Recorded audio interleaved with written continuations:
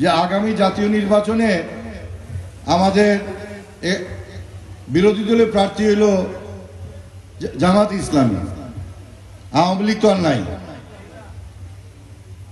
এবং মজার ব্যাপার হইল যে জামাত ইসলামী তাদের রাজনগরের একজন ব্যক্তিকে দাঁড় করাইছেন প্রার্থী হিসেবে। তো ভাইরা বুঝতেই পারতেছেন যে আপনাদের উপরে দায়িত্বটা কত বেশি বড়। মৌলভীবাজার থেকেও যে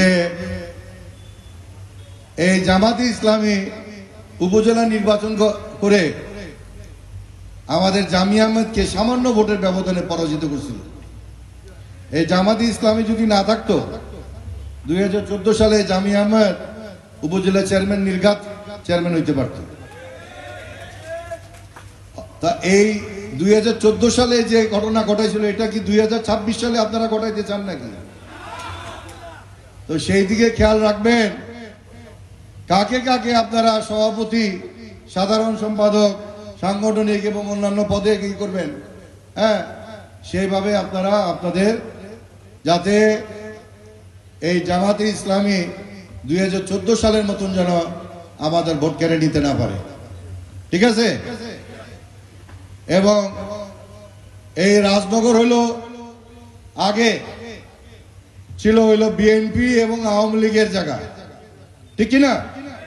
এখানে জামাতে ইসলামী কখনো ছিল নাকি? আমি 1995 সাল থেকে এখানে রাজনীতির সাথে যুক্ত, আজকে 40 বছর। আমার কানে কখনো আসে নাই যে জামাতে ইসলামী এখানে রাজনগরে কোনো ইয়ে আছে।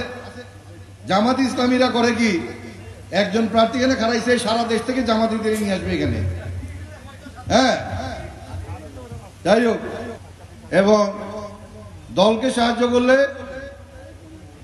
আমাদের চেয়ারম্যান জনাব তারেক রহমানের হাত শক্ত হবে, ঠিক আছে না? অতএব আপনারা আপনাদের বিবেক বুদ্ধি দিয়ে সুচিন্তিতভাবে আপনাদের ভোটাধিকার প্রয়োগ করবেন আমি আশা করি। আগামীতে